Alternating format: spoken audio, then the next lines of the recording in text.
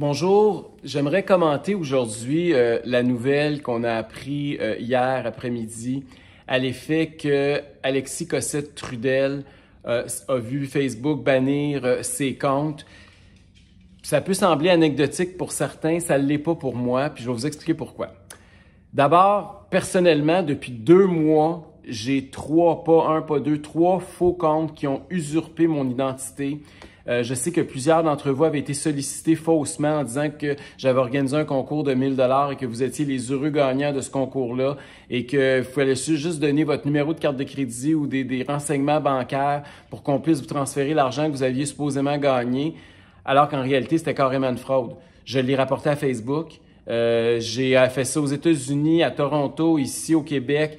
Toujours aucune action concrète de prise après 2 mois. Je sais que pas 2, 3, des centaines d'entre vous avaient écrit à Facebook parce que vous m'aviez contacté puis je vous disais appelez Facebook, dénoncez ça à Facebook, essayez d'écrire à Facebook. D'ailleurs, c'est une espèce de tour de Babel Facebook. Ceux et celles qui connaissent la recette de comment avoir quelque chose qui fonctionne bien avec Facebook, là, donnez-moi la recette parce que on a l'impression que c'est un robot qui comprend rien, qui n'a pas de logique parfois. C'est très difficile d'entrer en contact avec Facebook. C'est peut-être une multinationale qui fait des milliards, mais je vais vous dire que ce service à la clientèle, là, ça fait dur. Donc, j'ai cette expérience-là de Facebook et là, je me dis, OK, ils bannissent pas des criminels qui fraudent des Québécois. On appelle les policiers, ils nous disent de contacter Facebook, on n'est pas capable. Ils bannissent pas ça, mais ils bannissent quelqu'un qui supposément est un conspirationniste. J'ai trouvé ça un peu bizarre. Évidemment, moi, je connais pas beaucoup Alexis Cossette-Trudel. J'ai jamais rencontré, j'ai jamais parlé. Je m'intéresse peu à ses vidéos. J'en ai regardé quelques-uns, mais pas plus que ça. Et je peux pas vous dire exactement qu'est-ce qu'il a dit qui est si choquant ou qu'est-ce qu'il l'est pas. J'ai pas fait d'analyse en profondeur là-dessus. Mais je sais qu'il émet des idées très controversées. Je sais que beaucoup l'accusent de conspirationniste. Je sais qu'il a fait des déclarations assez bizarres. Si elles sont prises peut-être hors contexte, je sais pas. J'ai jamais demandé de se défendre. Comme je vous dis, je sais pas, j'ai jamais parlé. Mais cela étant dit, à partir du moment où on bannit des gens basés sur leurs idées, quelle est la prochaine étape? Quelles sont les autres idées qui vont être bannies? C'est là où moi je m'inquiète. C'est l'espèce de liberté d'expression qui est attaquée présentement. Parce qu'on le veuille ou non, Facebook est devenu, au cours des dernières années, une espèce de ce qui était l'agora dans la Grèce antique ou ce qui était plus récemment et plus près de nous, le perron de l'Église. C'est-à-dire un lieu d'échange, de discussion où tout le monde émet ses opinions, où le monde prend des nouvelles de tout le monde. C'est un peu ça, Facebook. Et commencer à dire un tel n'a plus le droit d'être ici, puis une telle n'a pas le droit d'être là, puis un autre tel n'a pas le droit de parler de tel sujet. Là, je commence à trouver ça un petit peu difficile. Puis, tu sais, pour avoir moi-même déjà eu maille à partir avec Facebook aussi à un moment parce que j'avais publié la vidéo de Safia Nolin où on la voyait nue. Puis elle-même, j'avais piqué la photo sur sa page à elle.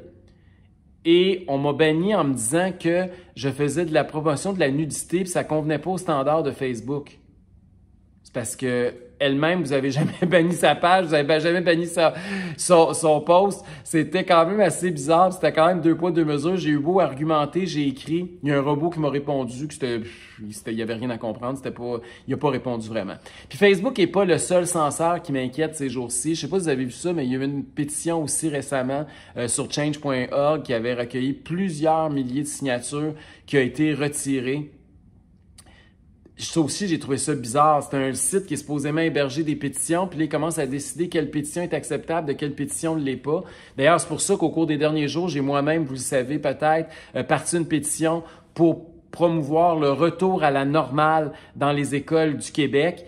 Et j'ai pas fait ça sur un site là, quelconque. J'ai fait ça sur ma propre plateforme parce que j'ai l'impression que la censure est de plus en plus présente dans l'univers virtuel. D'ailleurs, ceux qui ne l'ont pas encore signé, là, vous voyez à l'écran la pétition, vous pouvez y aller la signer. Là, ça serait bien, on est déjà plusieurs milliers à l'avoir signée. Mais toujours pour revenir donc à Facebook, c'est que la liberté d'expression, c'est quelque chose de précieux. Les gens comme moi, et même surtout les plus jeunes, on n'a jamais connu ça, la censure. Je sais que mon grand-père me parlait de l'époque où, quand il était au séminaire, qu'il y avait l'index, qu'il y avait des membres du clergé qui mettaient certains ouvrages à l'index parce qu'il y avait trop de sexe ou c'était trop anticlérical ou même c'était communiste. Donc, il y avait des ouvrages qui étaient jugés là, pas recommandables et que très, très peu de gens pouvaient lire. Puis, j'ai comme l'impression qu'on est en train de reculer présentement, puis peut-être de retourner à cette époque sombre. Je trouve pas que c'est une bonne nouvelle. Vous savez, au Québec, on a eu une époque où tout le monde peut lire n'importe quoi. Vous pouvez lire de la pornographie comme vous voulez, vous pouvez lire de l'horreur de Patrick Sénécal, ou vous pouvez lire Mein Kampf, vous pouvez lire Le Capital de Karl Marx ou le Livre rouge de Mao. Je veux dire, on n'a pas de tabou et c'est très bien ainsi. Si on attaquait aujourd'hui même des gens que je n'apprécie pas du tout sur le plan idéologique, je les défendrais pour qu'ils puissent le dire. Je défendrais Amir Kadir pour qu'il puisse dire le contraire de Arruda, notamment, comme il l'a fait sur le port du masque il y a à peine quelques mois. J'espère qu'aujourd'hui, il y a des voix de gauche au Québec qui vont s'élever, puis des gens de tous les horizons, en fait, politiques et culturels, ou n'importe quoi, pour dire, là, ça n'a aucun sens que ce qui est en train de se passer. C'est pas banal, là. Puis, qui va décider de ce qui est vrai, de ce qui ne l'est pas? Qui a le monopole de la vérité dans notre société? Il y a été une époque où ça a l'air qu'on pensait que c'était les curés. Qui sont les curés des temps modernes? Est-ce que c'est Zuckerberg? Est-ce que c'est un politicien quelconque? Est-ce que c'est François Legault? Est-ce que c'est Régis Labombe? On a vu que Régis Labombe, il n'aimait pas ça non plus, la liberté d'expression à Québec récemment. Comment ça se situe où? À qui on va faire confiance pour déterminer ce qui est vrai de ce qui ne l'est pas? Moi, je vous fais confiance à vous. Moi, je pense que chacune et chacun d'entre vous, on est capable de se faire notre propre opinion. Puis l'important, c'est justement qu'on ait un agora, qu'on ait un perron d'église, qu'on ait un Facebook où toutes les idées sont là, puis tout le monde est capable de se faire la meilleure des opinions à partir de tout ce qui est possible et de tout ce qui est disponible. Puis ceux qui pensent aussi qu'on peut, en 2020, bannir des gens de s'exprimer, des petites nouvelles pour vous autres. J'ai très peur que ces gens-là, tout ce qui va arriver, là, c'est qu'ils sont en train de faire d'Alexis Cossette-Trudel ou de n'importe qui d'autre qui vont bannir. Ils vont en faire une espèce de victime. Ils vont augmenter son nombre de supporters. Là, son fanbase va croître. Et on va juste le retrouver dans un endroit plus underground, là, sur le dark web ou quelque chose de plus parallèle où c'est beaucoup plus difficile de surveiller ce qui se passe. Et ça va devenir de plus en plus clandestin. Je pense pas qu'on améliore les choses. Au contraire. Puis je trouve qu'on divise la société. Au lieu d'être un Facebook qui rassemble le monde, c'est un Facebook qui divise le monde puis qui exclut du monde, puis on va fonctionner encore plus dans des chambres d'écho à partir de maintenant. Vous allez me dire, Éric, les thèses conspirationnistes sont dangereuses.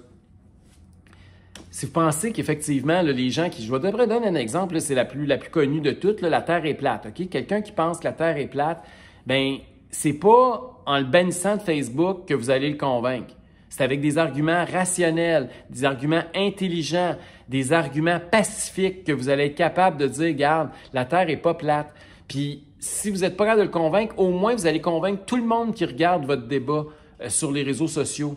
Donc, je trouve que c'est comme ça qu'on devrait combattre les thèses les plus farfelues, quelles qu'elles soient. C'est surtout pas en les faisant passer pour des victimes puis en les bâillonnant.